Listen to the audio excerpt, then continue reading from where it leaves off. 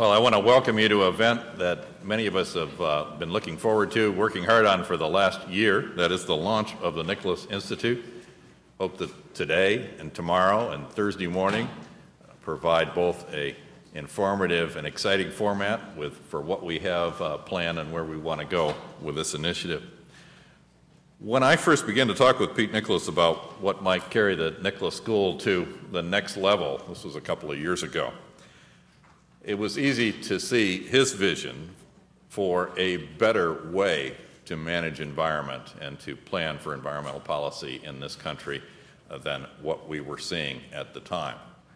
Certainly, I think there was a lot of reason to think that the present system was not working particularly well, and typically was characterized by when an issue comes up for debate, by each side bringing its hired guns to the fore.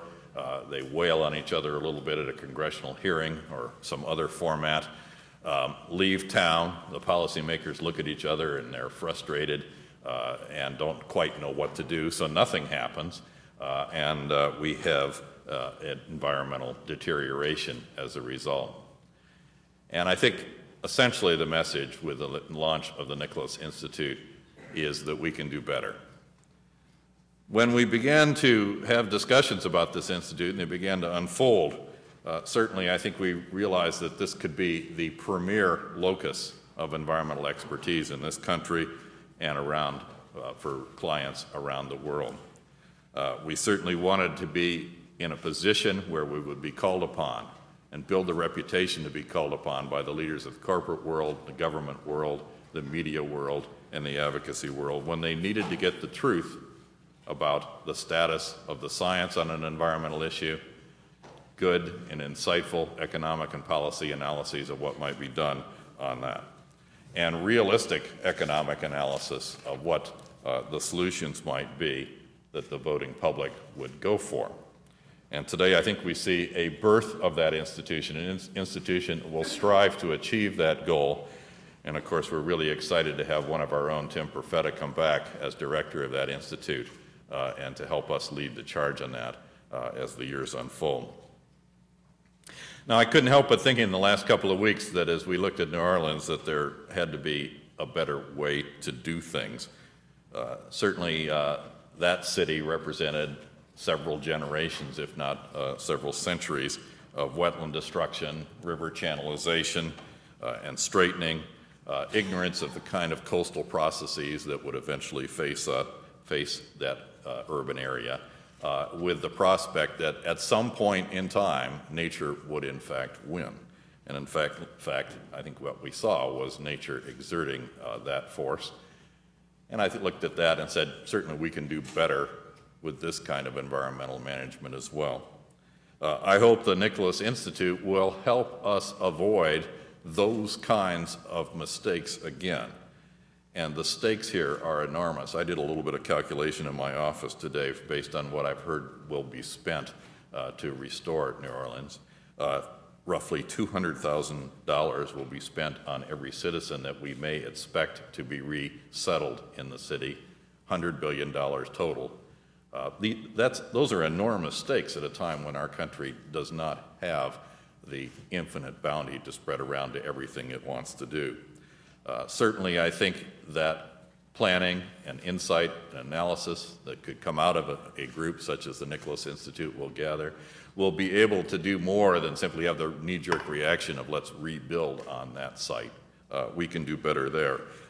This is a time when, with proper planning, we can minimize the ecological footprint of an urban area, promote mass transit, promote high-energy efficiency buildings. I mean, if you're starting over, this is a time when the slate is clear and we can do things that you may never have envisioned before that will be leadership for the future.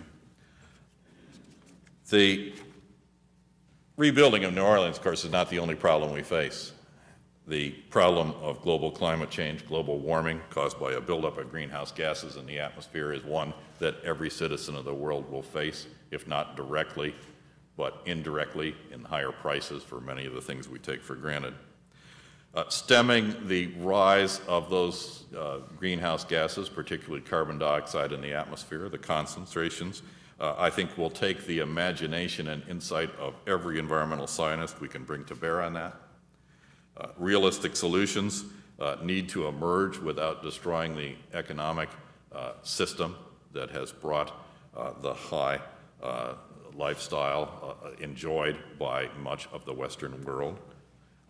And certainly the Nicholas School has much to contribute to solutions to those kinds of problems. I can just look at that one in particular and see forest carbon sequestration and various studies of economic incentives that can be brought to bear on emissions of carbon dioxide, all of which those studies done within the walls of this building and the other buildings that comprise the Nicholas School. And that we can gather that expertise through the Environmental Institute, package it in a way that's easily understood and translated, and couple that to effective policy development. With all these endeavors, I think the Institute must go beyond the boundaries of typical academic or traditional academic discourse. We need to arrive at compelling solutions that provide a roadmap of where we want to go in the future. I think as 6.3 plus or minus billion people fill this planet, that we have, unfortunately, less time for talk and the need for action than we've ever had in the environmental movement in the past. At the beginning of our thinking of the Institute, we realized that it would take strong partnerships with a number of groups, and of course one of those groups was the corporate and industrial sector. And over this past summer, various of the newly arrived Institute staff and Nicholas School staff worked hard to produce what I hope will be an example, a frequent example of partnerships.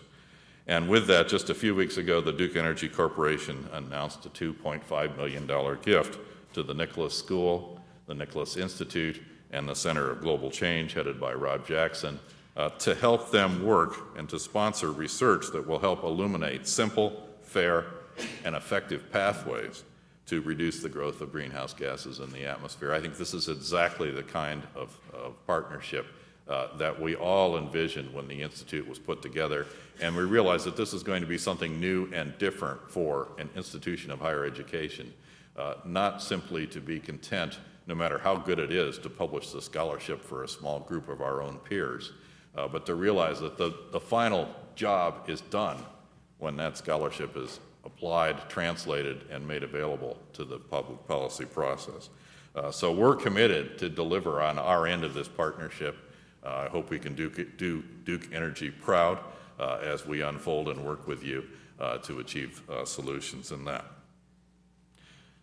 Now today, as Chief Energy Policy Spokesman for a major U.S. utility, Richard Osborne, who holds the title of Group Vice President for Public and Regulatory Policy at Duke Energy, certainly must face those issues, these kinds of issues, every day. Difficult issues, and issues for which the public wants good answers quickly. And we welcome Richard here today with many thanks for his leadership in helping secure the partnership gift from Duke Energy to the Nicholas Institute, and to hear your wisdom and years of experience of facing these issues, and particularly the kinds of problems you face, the current barriers to their solution that will provide the real frontiers on which the Institute can work and make a difference, and some thoughts on what the Institute can do to help. Richard, thanks for coming, and we look forward to your remarks.